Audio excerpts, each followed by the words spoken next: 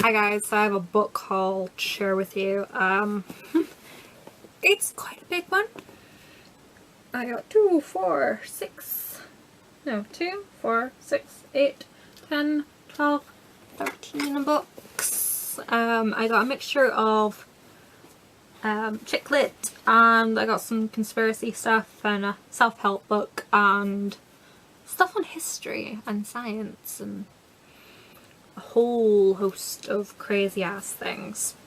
So I'll start with the charity shop books. The first one is Danielle Steele's 44 Charles Street, and it's about a woman who's struggling to pay her mortgage, and she takes on lodgers, and you know,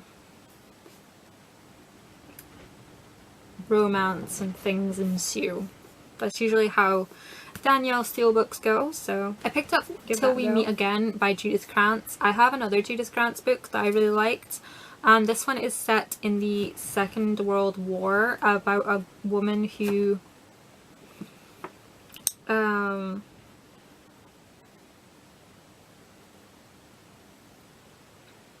it's about a woman who ran away from home during the First World War, and then it continues on about her daughter who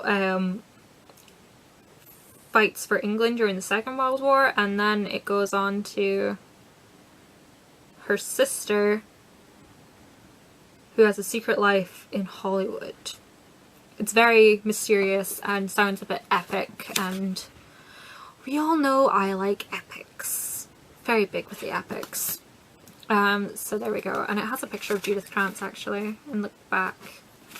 Doesn't she look so glam? She's so gorgeous.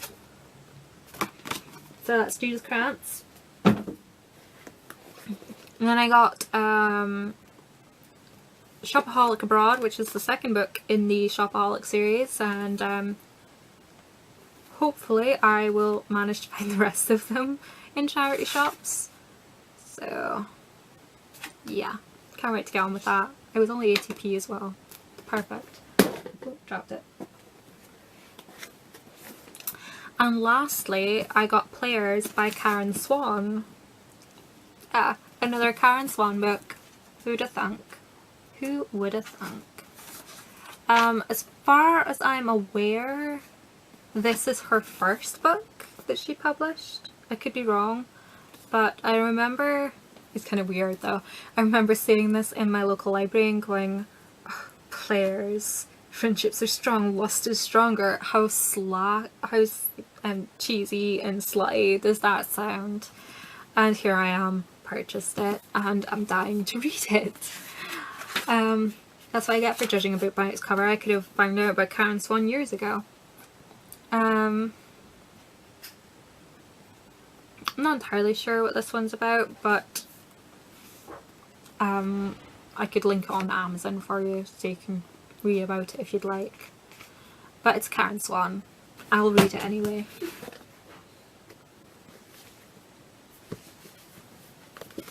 The last two like novels I picked up were both by Miranda Dixon, and W.H. Smith has this offer.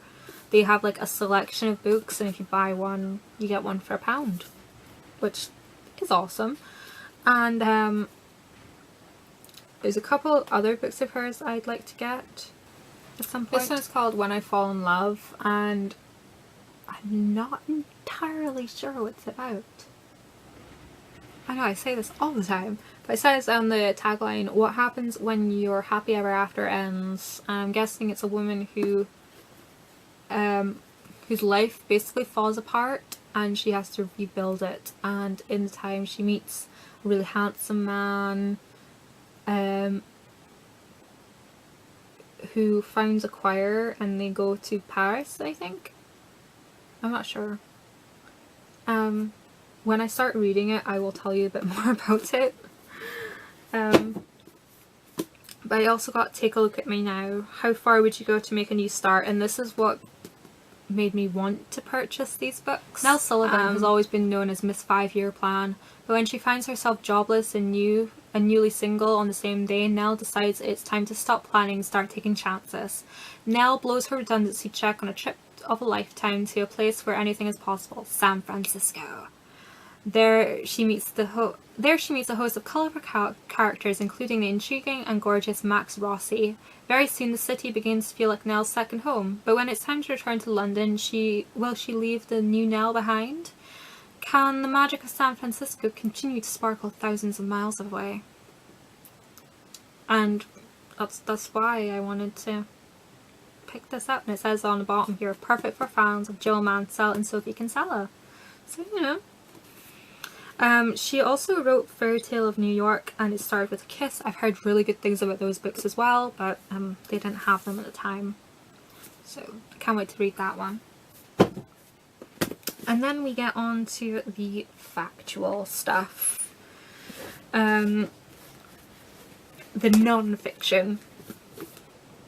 This is Quiet by Susan Cain. It's a discussion on introverts and how introverts think and how we're different from extroverts, and how we're an unappreciated species in the human race. So yeah, the power of introverts in a world that can't stop talking. And in this book they mentioned How to Win Friends and Influence People by Dale Carnegie. And this was written by a man who was an introvert and basically taught people how to be an extrovert or how to fake being an extrovert. And I'm quite a shy person, and when I meet people for the first time I'm very like, look at shoes, hey, how you doing? Really mumbly and keep to myself. And you know, I kind of thought I might benefit from it, you know. Because I have a lot of events coming and I want to be a more approachable person. I want to be able to talk to people I don't know, basically. So I thought it might be worth reading. So yeah, I got those two. So I got a piece of history. This is The Iron Curtain. The Crushing of Eastern Europe by Anne Applebaum. I do like her name. And this is all about the Russian the rise of Soviet Russia. And I bought this because I work with a lot of students, and not like as a teacher, like I'm a waitress, so I work alongside a lot of students who work as waitresses and waiters. And I'm sick of people 5 years younger than me berating me for not knowing facts and names and dates throughout history, you know. I left school nearly 10 years ago. To be honest, this stuff isn't gonna help me in my daily life. It's good to know, but it's not essential. But this girl was attacking me because I didn't know who Stalin was. Feel free to slag me off for not knowing who Stalin was, but I do understand what happened. Like, I know about the build up to the Russian Revolution and the period in between the wars and the rise of Soviet Russia. I know all that stuff. I don't need to know names and dates and things because I know what happened. I didn't realise that not knowing who Stalin was meant I didn't know about the Russian Revolution. I don't know. But she didn't know who Lenin was, so you win some, you lose some. But I decided to brush up on my Russian history, so maybe I can find a few facts to call her out on.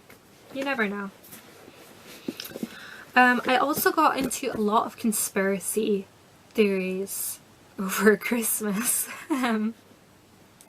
Like, I watched a lot of stuff about the Illuminati and things about the Anunnaki and Nibiru, the 12th planet that's going to come and kill us all. But yeah, honestly, just type it up into the search bar, Nibiru or Anunnaki, and some of it is really bizarre, but some of it is really interesting, even in the theory. Like, the Anunnaki is, they came from the planet Nibiru, which comes through our solar system every few thousand years, and they basically genetically engineered us to be their servants. So there is a theory, because as most of you know, like in the Bible, when God, like, I'm not religious, I promise, but when God created people, he took Adam from the earth and he took Eve from Adam's rib. And the theory with the Anunnaki is that they took DNA from a human's rib and altered it and created these servants, a master race of people. And the theory is that the people who were altered by the Anunnaki are those who believe in religion and believe in God and stuff, and atheists are descended from another line of people. It's really interesting. But yeah, I started reading The Secret History of the World, and this is all about the Illuminati and secret societies. And I started reading Zecharia Sitchin, who is one of the forerunners in the Anunnaki theory, and he believes that we were all genetically modified because the leap from Homo erectus and Homo sapiens is too short a time span to be accurate. Like, it's totally impossible for our evolutionary chain to jump that quickly. So I'm reading that at the moment. I'm already like a good quarter of the way through. It's really interesting. So I got the 12th planet and I got the Stairway to Heaven. They're part of a series called the Earth Chronicles, and I believe there's like 8 books in total. 2, 4, 6, yeah, 8 books in total. So I will probably work my way through these at some point. And lastly we have Stephen Hawking's A Brief History of Time. And I've wanted to read this forever, and I just never really got around to it, so I'm really excited to finally have a copy. Nick read it when he was a lot younger, and he said it was really interesting and really like mind expanding. So yeah, I can't wait to get my teeth into this and learn some physics. I actually have a few good books on physics, and there was one, it's called The Scientist, the Thief and the Light Bulb, I think. And it's about, see, this is where my problem comes, I can't remember names. It's about a man who created electricity literally out of thin air, and he never explained it to anyone. I'm sure someone watching this video will know who I'm talking